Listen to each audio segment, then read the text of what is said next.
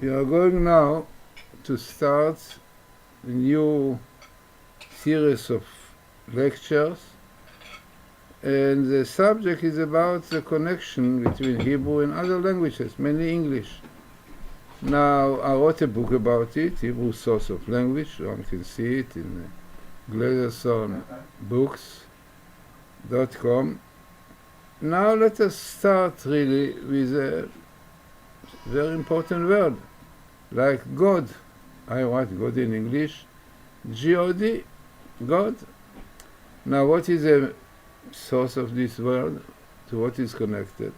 Very likely is connected to the word good, because we know one of the names of God in Hebrew is good, Tov, Tov Hashem Lakol. God is good for everybody. Tov Hashem Lekorav. Many times we find the word good connected with God.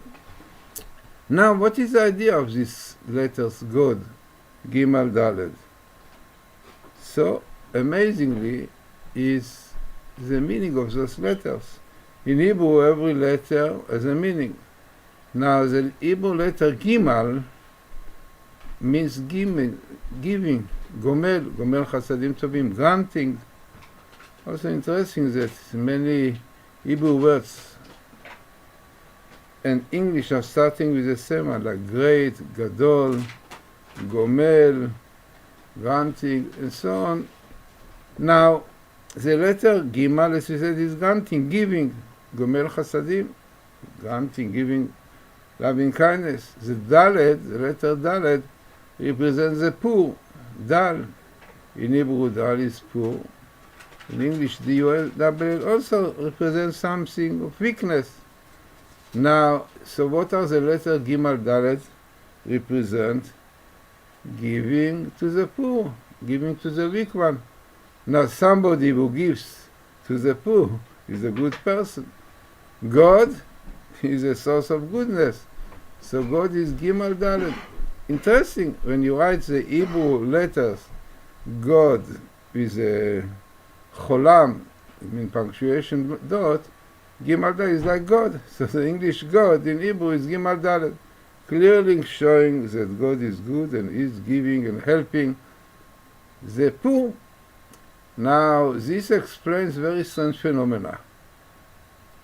Once I gave a lecture to English people trying to explain to them a little bit this connection between the Hebrew and the English, and I asked them, tell me, why is the Hebrew word, it's better to say English really, dog is the opposite of God. God is G-O-D, definitely God represents a good person.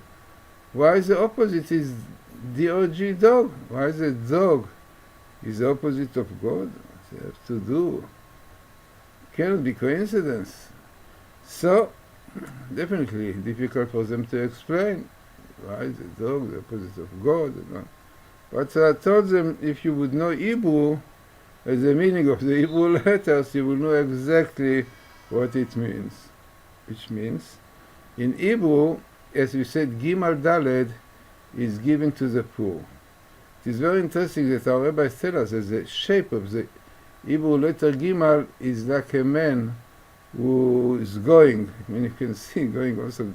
G also, the shape of the Gimal is like a person and his leg is forward, is going towards the poor to help him. He is a good person. Now, when you take the letter Dalet Gimal backwards, in Hebrew it is dag, fish. Now the question is, what fish have to do the opposite Gimal? Now very interesting, Kabbalistically, explanation is the fish represents the somebody who is always thirsty, always is looking to eat, to drink, whatever it is, yeah? Like a poor person, somebody who is lacking food, and all the time is running after water, after food. Who is this one? The fish. All the time the fish open mouth, yeah, drinking, whatever it is, but the fish represents the Dalet, the poor one, the weak one, who is looking for a giver to give him water. Now, with this we can understand also why the dog is Daled Gimal, because the dog exactly the same thing. The Kabbalah says that the dog bark have, give.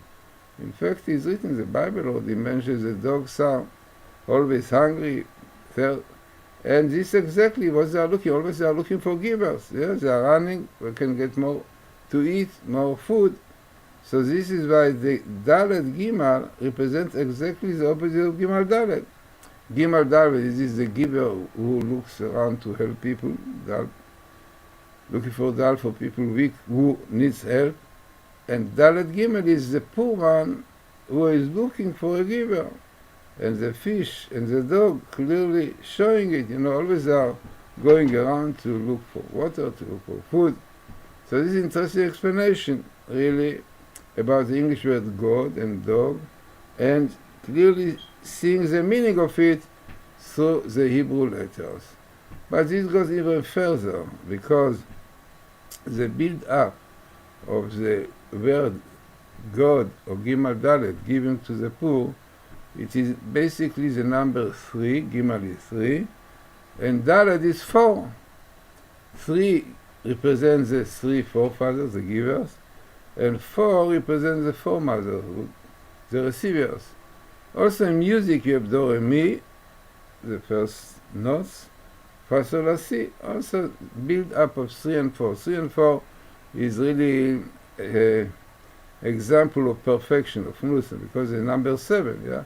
3 and 4. Shabbos, 7th day, also one of the reasons Kabbalistically to have fish on Shabbos, because Dag is 7, yeah, 4 and 3. One should feel like a fish on Shabbos. I want to learn more and more. He's thirsty, more water of Torah, I want to study more.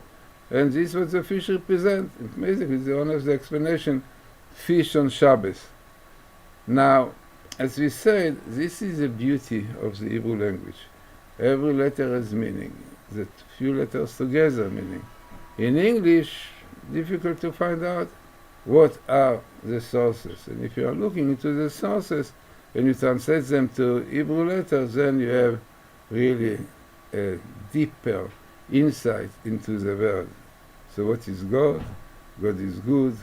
God is this one who gives, bestows goodness to the world.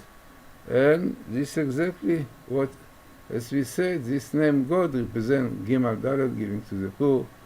And who are poor? The people, yeah. And those people want to study, to learn.